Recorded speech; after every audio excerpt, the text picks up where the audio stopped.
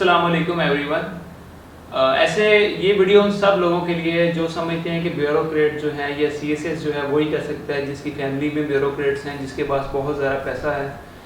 محمد عامر شہزاد آپ کے سامنے ایک ایگزامپل ہے، جنہوں نے بغیر اکیڈمی کے، بغیر کسی ایسی سہولت کے، اور ساؤتھ پنجاب میں بارڈر ٹاؤن ہے، ان کا ولیج ہے چھوٹا سا، وہاں سے ان کا تعلق ہے. انہوں نے گھر بیٹھ کے تیاری کی اور ماشاءاللہ 41 پوزیشن حاصل کی اور پولیس سروسز آف پاکستان میں ان کی ایلوکیشن ہوئی ہے. تو آئیے جانتے ہیں کہ عامر نے یہ سفر کیسے طے کیا اور آپ سب کو کیا بتانا چاہیں گے اس کے بارے میں. جی عامر. جی بہت شکریہ. میرا نام جیسے کہ آپ نے بتایا محمد عامر شہزاد ہے، اور میرا تعلق تحصیل منشن آباد ضلع بہاول نگر سے ہے، اور یہ بارڈر پہ واقع ایک چھوٹا سا قصبہ ہے، ایک چھوٹا سا گاؤں آپ کہہ لیں. اور میں نے میٹرک تک تعلیم وہاں سے حاصل کی ہے. ایف ایس سی میری ایمرسن کالج سے ہے. بعد میں پھر میں نے یونیورسٹی سے الیکٹریکل انجینئرنگ کی تعلیم حاصل کی ہے. تو جیسا کہ آپ نے سی ایس ایس کے بارے میں کہا کہ زیادہ تر عام طور پر یہی خیال کیا جاتا ہے کہ اگر آپ کا بہت اسٹرانگ بیک گراؤنڈ ہے، یا آپ کے پہلے بیوروکریٹس رشتہ دار ہیں، یا اونچے مناصب پر گورنمنٹ سروسز یا پرائیویٹ سروسز میں اونچے مناصب پر براجمان ہیں، تو پھر ہی آپ سی ایس ایس کر سکتے ہیں، جبکہ یہ بات بالکل غلط ہے. میں اس ضمن میں اپنی مثال دینا چاہوں گا کہ میں نے بالکل 6 ماہ میں تیاری کی ہے، اور بغیر کسی اکیڈمی کے میں نے تیاری کی ہے، اور میری پورے پاکستان میں الحمدللہ 41ویں پوزیشن ہے، اور میں پولیس سروس آف پاکستان جیسی پریسٹیجیس سروس میں میری ایلوکیشن ہوئی ہے. تو اس بات سے یہ چیز ثابت ہوتی ہے کہ یہ ضروری نہیں ہے کہ آپ کا کوئی بڑا جو ہے وہ بیوروکریٹ ہو یا اس طرح کا کوئی تعلق ہو، بلکہ بات ہے صرف عزم کی، لگن کی، محنت کی، جذبے کی، انتھک جد و جہد کی اور جستجو کی. جب یہ چیزیں آپ میں شامل ہوں گی تو دنیا کی کوئی چیز آپ کے راستے میں رکاوٹ نہیں بن سکتی، اور کامیابی آپ کا مقدر ہے. سر آپ نے یہ جرنی جو ہے وہ کیسے طے کی، کیسے سٹارٹ کی تیاری، اس کو کتنی دیر میں کیسے آپ نے اس کو طے کیا؟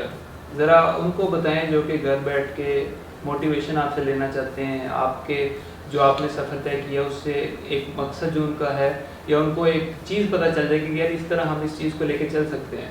جی جیسا کہ میں نے پہلے عرض کیا کہ میں نے یہ بغیر اکیڈمی کے تیاری کی ہے، تو اس سلسلے میں میری جو حکمت عملی تھی وہ باقی سب سے ذرا مختلف تھی. لوگ کیا کرتے ہیں کہ ڈائریکٹ آؤٹ لائن پہ جاتے ہیں، سلیبس نکالتے ہیں اور پڑھنا شروع کر دیتے ہیں. تو یہ جو ان سبجیکٹس کی آؤٹ لائن ہے نا، وہ ایم ایس یا ایم فل کے لیول کی ہے، وہ آپ نہیں پڑھ سکتے. اگر آپ ریکمینڈڈ ریڈنگس کو دیکھیں تو آپ نہیں پڑھ سکتے. ایکچولی جو فیڈرل پبلک سروس کمیشن ہے وہ آپ کے ذہن کے ساتھ ایگزامینر کھیل رہا ہے. یہ پڑھائی سے زیادہ نروس کا اعصاب کا امتحان ہے.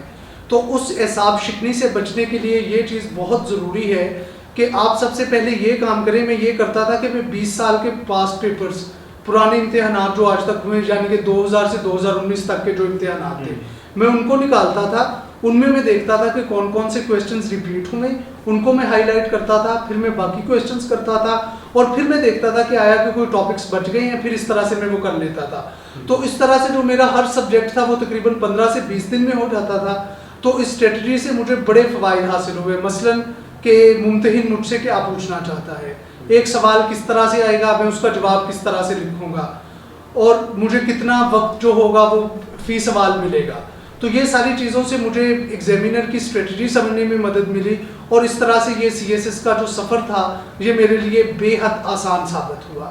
اور دوسرے نمبر پہ آج کل آپ کو کسی اکیڈمی میں جانے کی اس لیے بھی ضرورت نہیں ہے کہ آن لائن ریسورسز بے حد ہیں. لوگ کہتے ہیں ہمیں رہنمائی چاہیے، گائیڈنس چاہیے. تو گائیڈنس کے لیے بھی آپ کے اپنے اپنے علاقے میں سی ایس پیز ہیں، آپ ان کے پاس جا سکتے ہیں. آن لائن یہ سیلف اسٹڈی ان پاکستان جیسے اور بہت سے چینل ہیں، یہ ایک چینل ہے، آپ یہاں سے رہنمائی حاصل کر سکتے ہیں. تو اس طرح سے آپ کے لیے بے حد آسانی ہو جاتی ہے، جس سے آپ اپنا سفر جو ہے وہ بآسانی طے کر سکتے ہیں. Thank you so much sir.